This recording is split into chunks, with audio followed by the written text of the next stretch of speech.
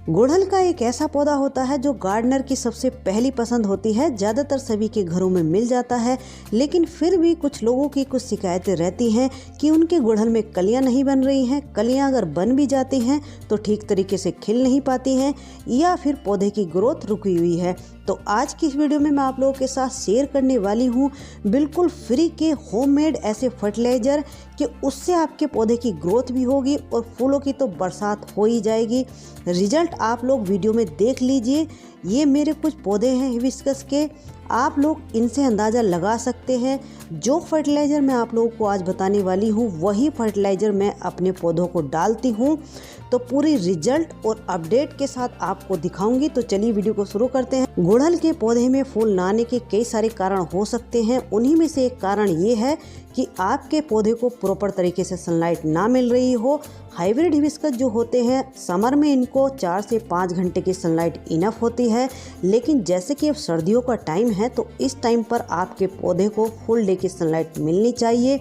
दूसरा सबसे बड़ा रीज़न एक ये भी हो सकता है कि आपके पौधे को प्रॉपर तरीके से खाना ना मिल रहा हो, यानी कि हाइब्रिड हिबिस्कस जो होते हैं ये बहुत ही हैवी फूडी होते हैं, क्योंकि लगातार कंटिन्यू फ्लावरिंग करते रहते हैं पूरा साल और काफ़ी बिग साइज के इनके फ्लावर खिलते हैं। और भी कई सारे कारण हो सकते हैं पौधों में फूल ना आने के, लेकिन ये दो सबसे बड़े कारण होते हैं फूल ना आने के।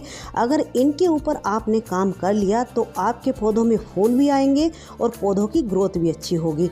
आप लोग मेरे पौधों को देख लीजिए, कैसे इनमें फूल आ रहे हैं, कैसी कलियां बन रही हैं और पौधों की ग्रोथ कैसी है। एक चीज़ और आप लोग नोटिस कीजिए, मेरे पौधों के ऊपर आपको कहीं भी एक निशान भी नज़र नहीं आएगा। तो इसकी सिर्फ यही वजह है कि मैं अपने पौधों को सही समय पे सही फर्टिलाइज़र देती हूँ और प्रॉपर तरीके से इनको जितनी सनलाइट मिलनी चाहिए उतनी सनलाइट देती हूँ।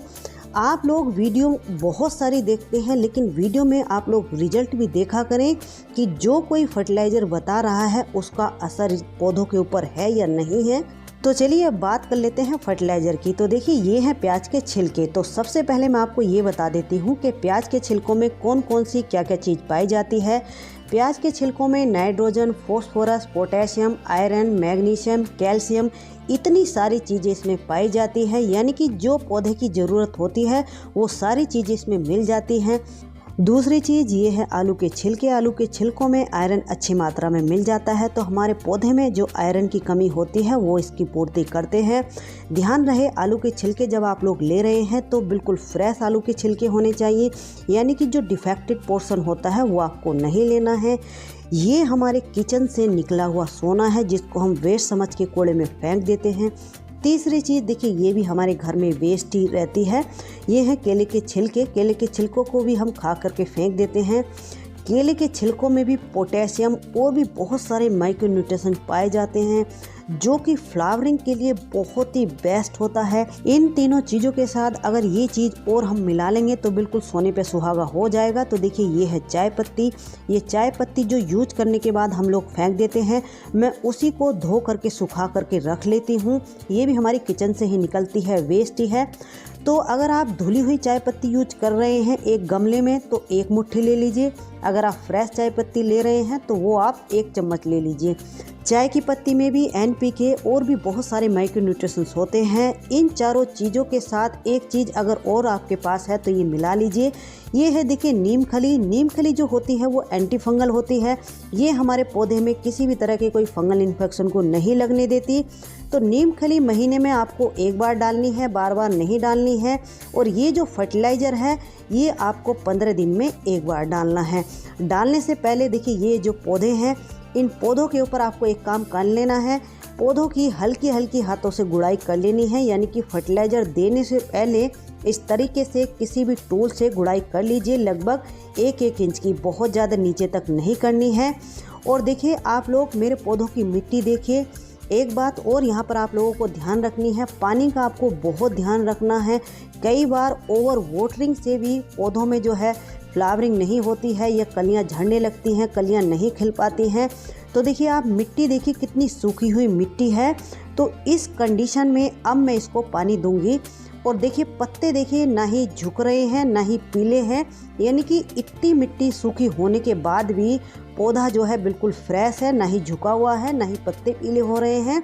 तो आपको ये बात भी बहुत ही ध्यान रखनी है, बहुत इम्पोर्टेंट है कि ओवर वाटरिंग आपके पौधे में नहीं होनी चाहिए। फर्टिलाइज़र को डालते हुए एक बात और आपको ध्यान रखनी है, जब भी किसी भी पौधे में आप लोग फर्टिलाइज़र डालें तो हमेशा फर्टिलाइज़र को इस तरीके से देखिए साइडों से डालना है, यानी कि इसका जो मेन ट्रंक होता है बीच वाला हिस्सा वहाँ पर फर्टिलाइज़र नहीं डालना है।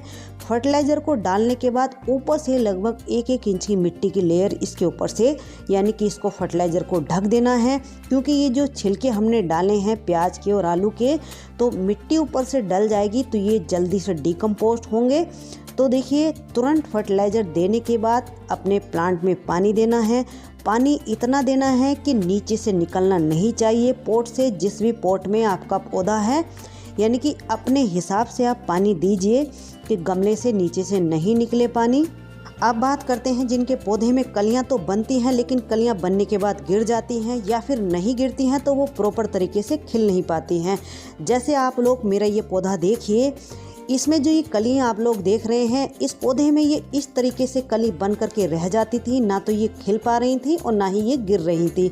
तो इस पौधे में जो ये समस्या आई थी तो उसके ऊपर मैंने क्या किया, अब इसमें 3-4 फूल खिले हैं।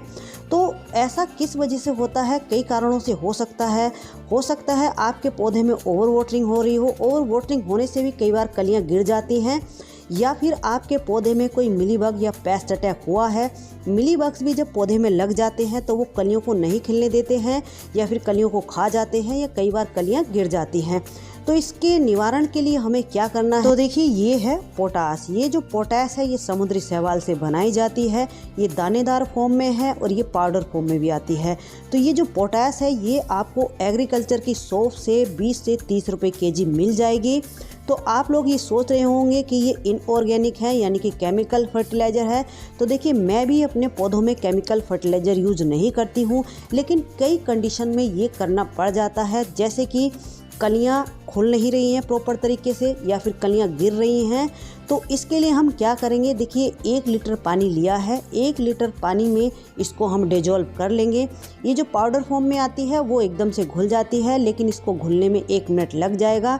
जो फर्टिलाइज़र पौधे में हमने पहले डाल दिया है वो तो हम 15 दिन में एक बार डालते ही रहेंगे, लेकिन ये पोटास हम इसलिए ले रहे हैं क्योंकि हमारे पौधे की जो कलियाँ हैं वो प्रॉपर तरीके से खिल नहीं पा रही हैं या गिर रही हैं। तो इसको 1 लीटर पानी में 1 चम्मच पोटास को घोल करके स्प्रे बोतल में भर के अपने पत्तों के ऊपर, कलियों के ऊपर, पूरे पौधे के ऊपर अच्छे से स्प्रे कर देंगे। ये स्प्रे आपको 3 बार करना है, यानी कि महीने में 3 बार अगर आप करोगे तो 3 बार के बाद आपके पौधे की जो कलियां हैं वो खिलने लगेंगी। और अगर आप इस पोटास को यूज़ नहीं करना चाहते या किसी कारणवश इसकी व्यवस्था नहीं कर पा रहे हैं तो उसका भी ऑप्शन मैं आपको बता देती हूँ। आलू के छिलके, प्याज के छिलके और चाय की पत्ती, इन तीनों चीज़ों को पानी में भिगो करके रख दीजिए 2 दिन के लिए। दूसरे दिन स्प्रे बोतल में डाल करके अपने पौधे में अच्छे से स्प्रे कर दीजिए। पोटास का अगर आप लोग स्प्रे करते हैं तो वो 2 बार में ही फ़र्क आपको नज़र आ जाएगा। इसका अगर आप स्प्रे करोगे तो तीसरी बार में आपको नज़र आएगा। तो क्योंकि ये ऑर्गेनिक है तो ये थोड़ा देरी से असर करता है, केमिकल थोड़ा जल्दी असर कर जाता है। तो इसलिए मैं कहती हूँ कि केमिकल कई कंडीशन में यूज करना पड़ जाता है। वैसे मैं अपने पौधों में केमिकल बिल्कुल भी यूज़ नहीं करती हूँ। तो चलिए फ्रेंड्स, आज के लिए इतना ही। मिलते हैं किसी नेक्स्ट वीडियो में नेक्स्ट टॉपिक के साथ। वीडियो अगर अच्छी लगी हो तो लाइक कीजिए, वीडियो को आगे शेयर भी कर दीजिए। और अगर आप चैनल पर पहली बार आए हैं तो प्लीज़ मेरे चैनल को सब्सक्राइब भी कर लीजिए।